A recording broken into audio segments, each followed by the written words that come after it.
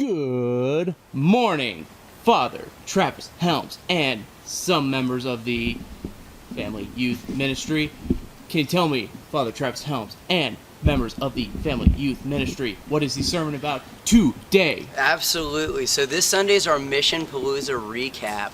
We took 20 people down to Coastal Bend, Texas to help with some Harvey relief over this last week. And I'm here with 6 of our young missioners who are going to help deliver a meaningful message and reflection on what that experience was like for us. So I don't know, do y'all want to just maybe give a one-word summary to tell us what the experience at Missionpalooza was like?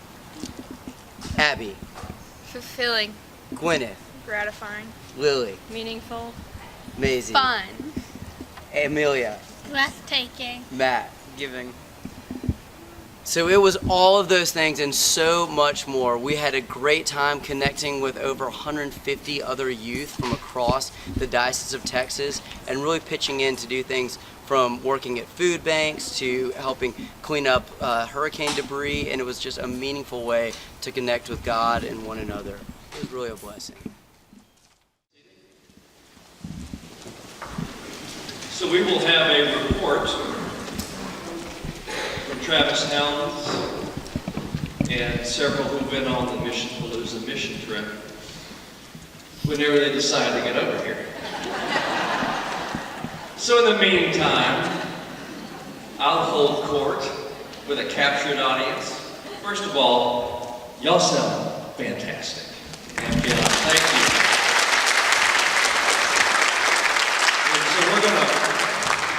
So we're going to offer a moment at the announcements that come a little bit later to talk about 3 gigs that you had, 3 shows that you have here in our space next weekend, right? And so make sure that Steve will come up. Where's Jamie? I'm back here. Yeah. Make sure we hear about that. We're hosting three concerts, I think we're going to be, as you can see, high quality music. I want to say a few things about this reading as they'll be here momentarily. They're at the family service right now. This is an image. This lesson we just read in John is a very clear metaphorical image of the Sunday Eucharist. It speaks to us that in the small amount that we receive in this Eucharist, that we get more than we could want or even need. We receive the grace of God in a very clear and tangible way. Secondly, as we get an order at the final dismissal, we're sent out to go in peace to love and serve the Lord and to not be afraid to cross difficult boundaries. As Michael Curry said, to go and cross boundaries that make you uncomfortable in order that people may have a new opportunity to live, or to have a meal, or to have a moment of respite, whatever it is that people need. And here they come. But I'm going to keep them away for a while, kind of getting started. So there's 2 things.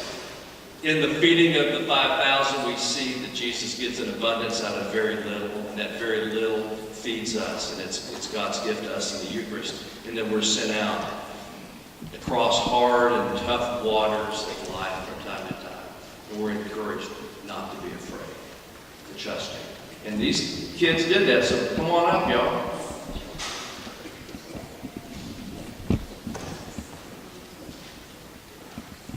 Y'all are now an afterthought. I kind of delivered the homily. Is that right?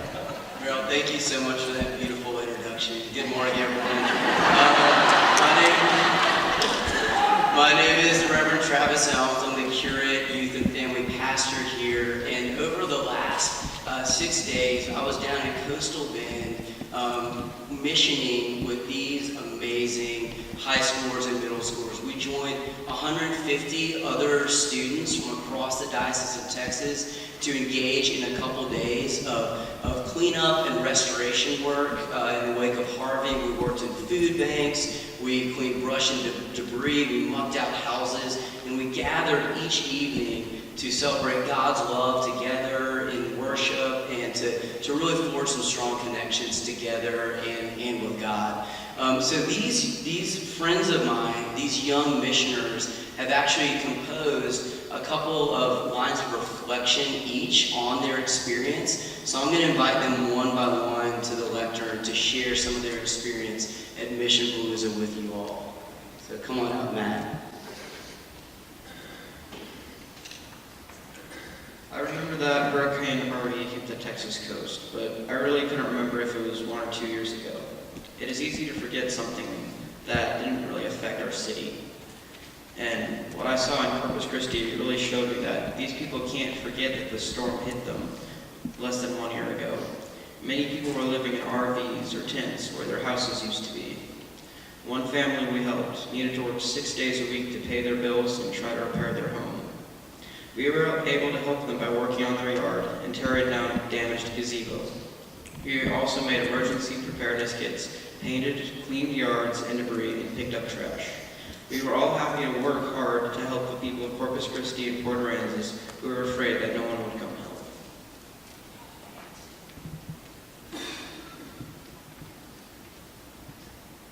Hi, I'm Amelia Thompson. Something that I learned on the trip is that you can find joy in the simplest things. For example, the hermit crabs on the beach. I saw God on the trip on the last night when Travis and our other priests walked down the aisle, splashing in holy water. It was so fun to just laugh with our friends and see the smiles on our faces after a long week of work. The trip impacted me by saying you don't have to do something really big to make a difference in your community.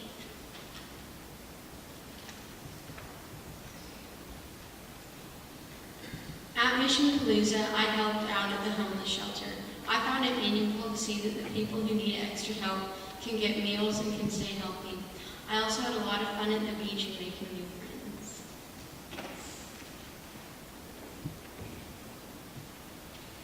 I definitely feel like I learned a lot on the mission trip about God, about friends. You see, on this trip, I realized that God is everywhere. In the swaying palm trees, at the beach, in the hearts of people in need. This trip meant a lot to me. Sure, we had to wake up at 6 and eat bad sandwiches at the end of the day. But at the end of the day, it's worth it to see all those smiling faces. I wouldn't trade that experience for anything.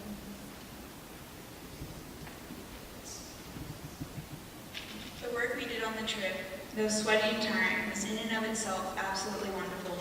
Seeing the astounding gratitude and overall effect that our simple generosity had on people whose lives were wrecked in these areas and are rebuilding in these areas was a beautiful, godly thing.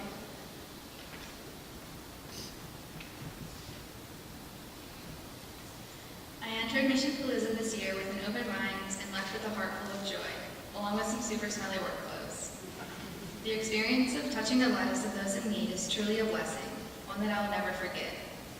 No matter how many hours my team spent under the hot sun, how many welts I got from mosquitoes and debris, or how ugly and difficult the work got, I could still find beauty.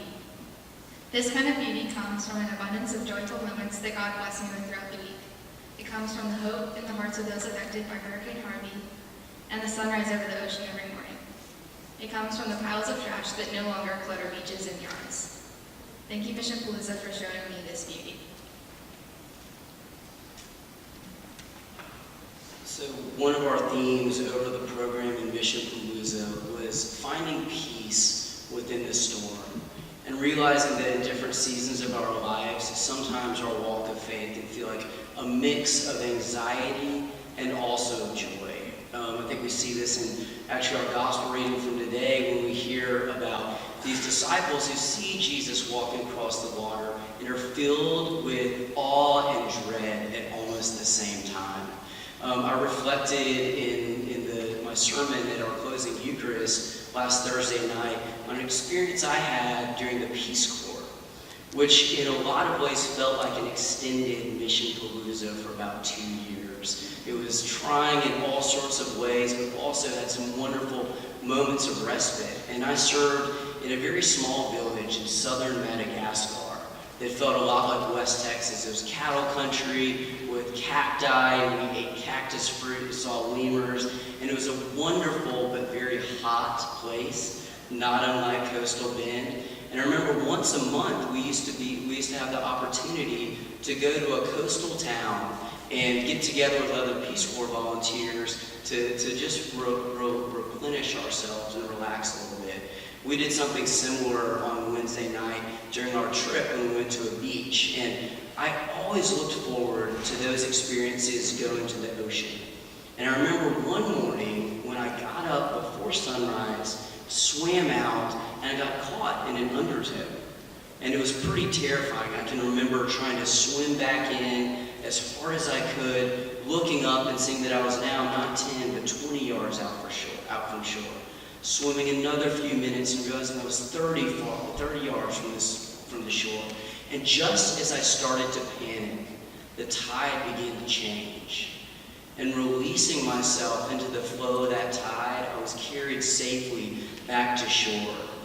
Well, our scripture verse that we chose as sort of a motto for Missionpalooza is from 1 John, that God is love, and God's perfect love casts out all fear.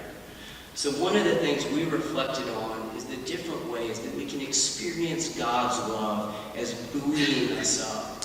And I even shared with these young missioners the theological insight of a man named Soren Kierkegaard, a Swedish theologian, a little bit heady for our mission trip. But what Kierkegaard does, he describes the life of faith as in floating on top of 20,000 fathoms of water.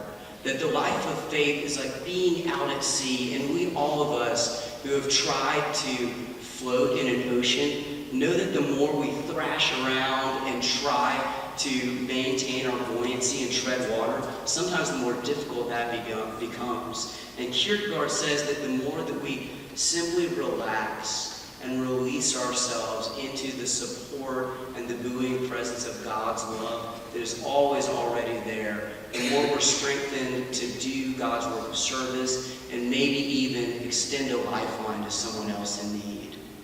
And that work requires us to cultivate a practice of releasing, of letting go, and letting God take control of our lives.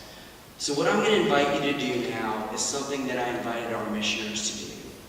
I want you to take a moment and all close your eyes and think of something that you may be holding on to a little too tightly. Something you may be grappling with or clutching at and attempting to control rather than simply releasing and letting God take over. Maybe squeeze your fists even tight so you can feel that urge and yearning and desire for control.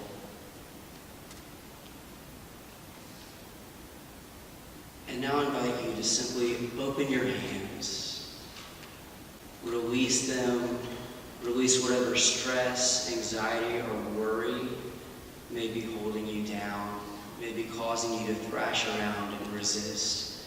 And open your heart to allow God's love in and to buoy you up always.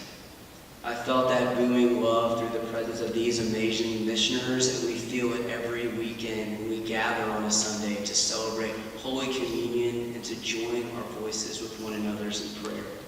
So I invite you to open your eyes, and to open your eyes to all the goodness and blessing and buoying presence of God's love around you this day and always.